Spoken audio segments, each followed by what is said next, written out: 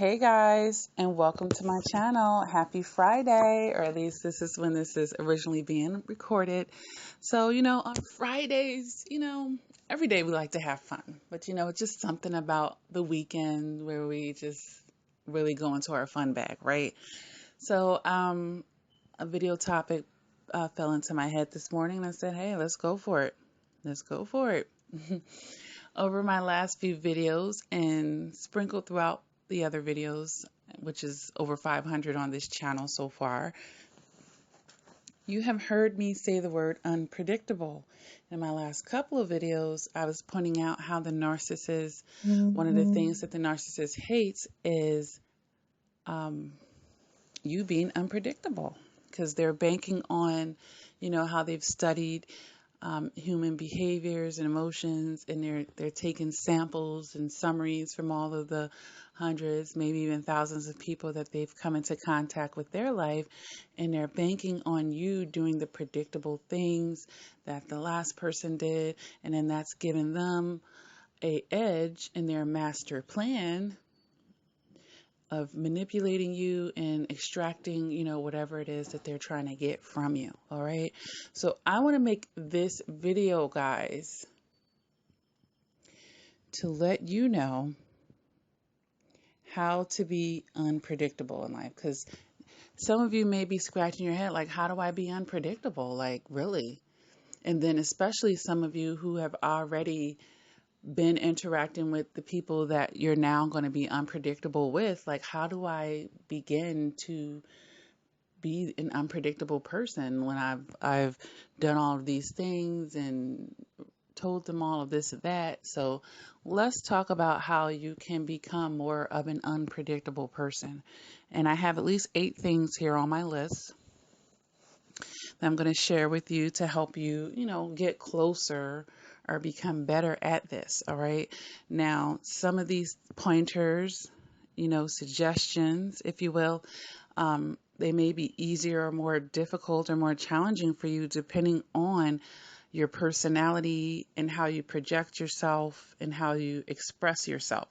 So, it may be a situation where you have to become more mindful with yourself and working on reprogramming, how you project and express yourself, perhaps in certain situations where you're not wanting to make yourself vulnerable or overextend or overtell on yourself, or, giving things away and making yourself very unpredictable, or making yourself actually very predictable. We're trying to become more unpredictable. All right. So the first thing that I have here on my list is don't pour your heart out. Stop pouring your heart out to any and everybody. Some of you may be really, really, really bad at that. You meet somebody, you're checking out for groceries, and you're telling them like intimate details of your life. You're sharing your struggles and your battles, and you're just TMI. Stop pouring your heart out. And then in your intimate relationships, you don't always have to pour your heart out. They don't have to know everything about you. You have to learn how to be more discreet. Be more discreet. Have more of an air of privacy. And we're taught, be an open book. Be an open book. No. I don't actually advocate people be an open book per se. You can be open with what you'll accept, what you don't accept, but it doesn't mean that you have to be this wide open book in life. Okay, guys? So learn how not to pour your heart out. So you're probably wondering, how do I not pour my heart out if I'm used to? If someone asks me a question, Lakia, I want to be honest. I want to tell them the truth. Well, let's deal with that aspect of things. Well, I want you to have selective answering. So you're selectively exposing what you want to expose about yourself. So you don't have to answer everything. Some things should make you uncomfortable. Some things you shouldn't want to have to answer. And you don't have to. Don't you know that you have a choice when someone asks you a question, whether you want to answer it or not? You do. You have full control over what's coming out of your mouth. You'll make a decision. You don't have to tell them everything that they want to know. how and in every aspect of what they want to know. You don't have to tell them that. Someone might ask you a question and like it's like, whoa, like what is that any of your business to begin with? But yet you still answer and tell them because you want to be this honest and open person. It was none of their business. Be honest and open with yourself. That's who you need to be honest and open with in life. And yes, you can give other people honesty, but you don't have to tell them everything. I tell people what they need to know, not what they want to know, okay? It doesn't have to be telling them everything they want to know. Do you need to know this from me? Do I want to tell you? Then I will. And it's not a lie when you say you don't want to answer it, or, you don't want to get into that, or you give them a vague response. That's not lying to them. It just means that the intimate details I don't want to share with you. Maybe, your relationship isn't on that level. Maybe they haven't gotten to that place with you, or maybe you just don't want to go there with anyone. That part of my life is just for me. That intimate detail is just for me and God. Like, that's none of your business. So, I think a lot of survivors have been trained and programmed to spill the beans, to pour their heart out on their sleeve because of the manipulative, abusive people that we've come into contact with in the past. That's what they wanted it. Because, of course, if they know everything that you're thinking, they figured you out like a jigsaw puzzle, they're going to be steps ahead of you in the manipulation that they want to do in your life, okay? So, yeah. Let me give you a light example of this. When I was single, because I'm not single anymore, but when I was single and dating and people always wanted to know about my past relationships, I would give them the most vaguest answers. Like, that's none of your business, really. It didn't work out. Obviously I'm here dating you. So it's simply they weren't the one and it didn't work out. I kept that like that. And when people tried to pry, well, I'm like, like, I just tell them. I don't get in the habit of talking about my exes with my new people like they're a non-factor. I'm over that relationship. They're no longer here. I'm with you. I'm going to focus on us, and that nits that in the bud usually. But when a person doesn't respect that boundary, then that's a red flag to me, and as it should be to you too. Okay, so let's learn how not to answer everything, or have selective answering when we do choose to go into a topic. That means we're not breaking it all down to the most tiniest detail. All right. So we have selective exposure. We're selectively exposing parts of ourselves that we want to. All right. So the next thing that I have here on the list is to take your time to respond. If someone asks your question, you can say, I'll get back to you.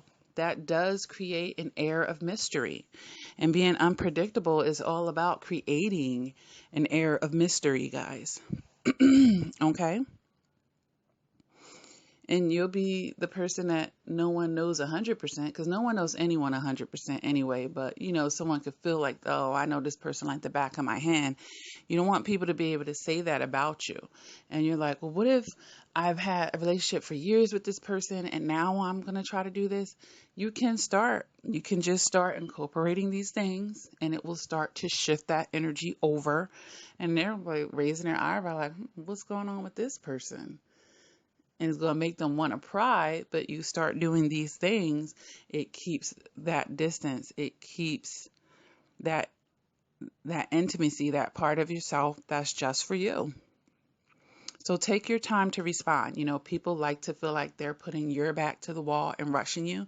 And maybe they might try to do that, but guess what? Just like it's up to you what comes out of your mouth, it's up to you how quickly you get back to someone. Let them know when you feel like it. Oh, I'll get back to you if that's the case. Or let me think about that. They're not getting this instant gratification. They're definitely not getting instant information, okay? And then that's a good way to also filter someone that has an issue with just spilling the beans and pouring their heart out and all this other stuff. So give yourself time. This way you can really think about, okay, I don't want to give them more information than they need to have, and I don't want them to know about this or that. So it's a way of controlling yourself if you're not good on your feet, of responding to people really quick when they try to pry for information, and even if the person is someone that you're in a closer relationship with. Okay, so take your time to respond back. Text messages, you don't have to respond to them right away. You have a life too. As a matter of fact, my cell phone is rarely on sound, it's on vibrate or silent. So it doesn't run or rule my life. Okay. So the next thing that I have here on the list is don't wear your heart on your sleeve or play your emotions down. Like, if someone's making you happy, do you have to act like the happiest dog in the world? You know how dogs are. Their tags are wagging, they're jumping up and down, they're running up and down the field, they're trying to jump on your lap. Like, it's no way in earth you don't know that that puppy is a very happy puppy right now. They just can't even hide it. So if you learn how not to wear your heart on your sleeve, and that's different from pouring your heart out. Pouring your heart out is the expression of running your mouth, telling, giving information. Wearing your heart on your sleeve is more so about your expressions and people being able to read your expressions and know immediately that you're happy, you're sad, you're angry. It goes right to your face and it's bam, there's no filter. Like, if you don't say anything, they could look at you and just tell. So, work on playing your emotions down. And that's not being fake or phony, but sometimes it keeps people on their toes. Like, you're in a dating situation, a girl's trying to impress you, a guy's trying to impress you, and you're not really, you're not really showing all of the excitement that you have or all of the happiness that they're giving you. And this isn't to push people away per se, but keeping that air of mystery, like I said, that helps with the unpredictability. I mean, you can let them know that they're going in the right direction, of course, because you want them to keep going in that way, but you don't have to be like 100% like that happy puppy. Okay. So be mindful of that as far as your unpredictability. All right, because those high level manipulative people, they know that a lot of things are what you do and more than what you say. They know that much about human nature and communication. All right. So let's go to the next thing on my list here. And that is being more logical and analytical versus emotional. And some of you, this just might be so hard, especially if you have like watery signs in your astrological chart, like you're a Cancer, Pisces, which is the other water sign? Scorpio. Scorpio may be more easier with the logic and analytical. They're least out of the others in a certain sense, as far as on the sleeve and pouring heart out. But tapping more into your logic and analytical aspects of yourself versus your emotional. Okay. So it doesn't mean that you're not allowed to use your heart anymore or being this cold-hearted person. No, I'm not saying that, guys. But, of course, if you get into your logic and analytical aspect versus your emotional aspect, you're not going to be running away with things. Like, you can go out and enjoy a date. Like, okay, well, logically and analytical, you know what? I'm really enjoying this, and I hope that it continues. Emotionally, oh my gosh, I'm falling in love, and oh, this feels amazing. But logically, analytics say, you know what? Let's give it more time. Let's see if this person can be more consistent. You see how that's going to affect what you're projecting to other people. All right. So the next thing I have on my list here is let things build up. Let things build up. What does it mean? It means that, you're not giving them the Oscar and the Academy Award for every little thing that they do. You're not making a big fuss over everything that they should be doing anyway. Does it mean that you can't acknowledge them? Doesn't mean that you can't let them know a positive reinforcement that, you know what, I like that, or I agree with that.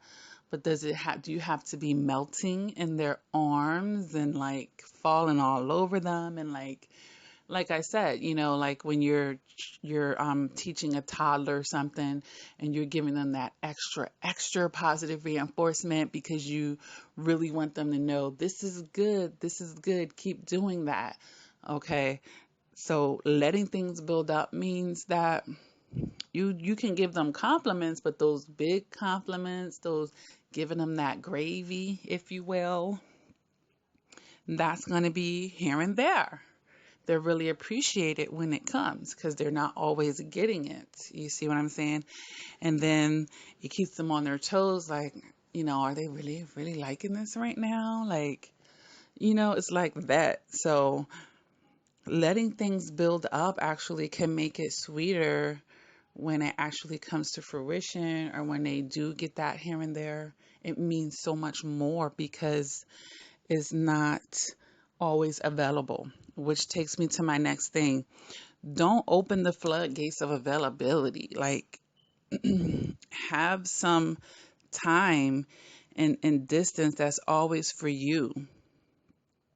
You know, don't always, yes, everything that they want to do. Yes, I'm available exactly at the time that they want. And sometimes make an edit. Well, yeah, I do want to do this with you, but does this day works better for me. How about you? Or, yeah, we could do it on that day, but you know what? This time works better. How about you? Or, you know what? I really want to do that with you, but can we do it in like a couple of weeks? My schedule swamp. Always take some distance. Always have some time for you and your stuff, and already have a full life when they meet you, so that when you do this, they be like, well, this person had these things going on when I met them. But if you already established a relationship, just start doing it. You know what? I have to do something. You don't have to tell them what it is. And then some of you are like, well, what if I'm in a committed relationship? They ain't trying to hear that I got vague answers like that. Then, you could just tell them, I started going to the gym now, so I really need to get this workout. I have a trainer now, and I'm going to do this now. So, and you're still taking that time in that space without seeming like you're cheating and stuff like that, or you're starting an affair, So, use your discernment and intelligence to know, how to work that out, but don't, open the floodgates of availability. Don't, you don't have to be, that love bomb phase is so enticing to be texting all day long and do. No, to have that unpredictability, having that air of mystery means to not do that. Or if you do it, take a break from it, And some people might call it blowing hot and cold, but no, it's not, because you're still present in a relationship. It's just that you have other aspects to your life that extends upon beyond them, and you're entitled to have that, you know? And especially after you've devoted time and energy, now you know what? I have to go take care of something. I have to do this too, or I have these goals, I have these interests and hobbies as well. And, I've been missing them a little bit. So hopefully, I'm going to be doing this. And it's not something to be bringing them into. You can just have that for you, and they can go do their goals and hobbies and, like that. Okay. So I hope that, these tips, these pointers are helping you become more unpredictable and keeping that air of mystery. So let's go ahead quickly down the pointers. And they were, don't pull your heart out. Hold your cards closer to your chest. Let people sweat some. Be more discreet. All right. They were, number 2, don't answer everything. So in this part, we're going to have selective answering, or we're going to selectively expose what we want to expose and not what we don't. All right. Number 3, take time to respond. You don't have to jump, hop, and skip just because somebody wants you to jump, hop, and skip. It's on your time anyway. All right. Number 4, don't wear your heart on your sleeve. Play your emotions down, basically. You don't have to be so expressive in your face, okay? All right. Number 5, be more logical and analytical versus emotional. Number 6, let things build up. Sprinkle those compliments and don't, like I said, teach them like treat them like a toddler that you have to blow everything up 100 times more than it is. Okay? So, number 7, don't open the floodgates of availability. All right? And number 8, take some distance or always have some you time. All right?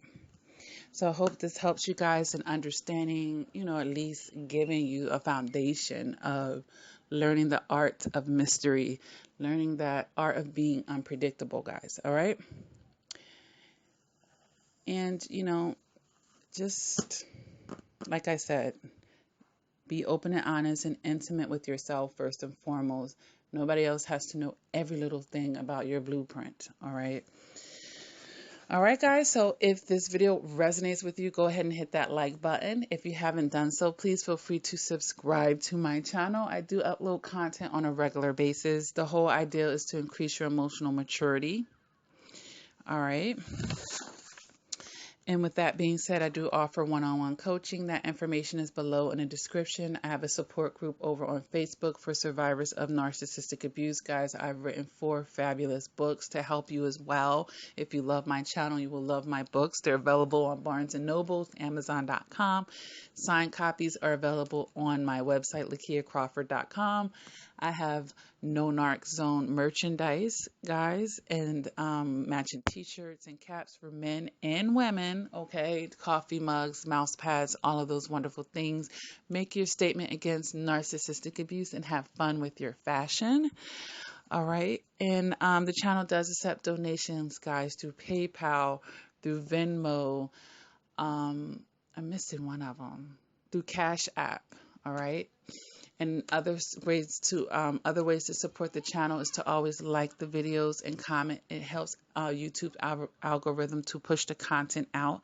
I have a Patreon, guys. It's a monthly membership. Another fabulous way to support what I do and my work and pushing the content out. And thank you to all the Patreon subscribers that I do have. It's also a way to not only support the channel, but get further access to me and perks, because there are perks that come with those monthly memberships. Hop over to Patreon and see what that's about and see if any of that interests you. All right. So with all of that being said, guys, what I say in every video is to never give up on yourself and continue to do the work, of course. And until next time, please take care.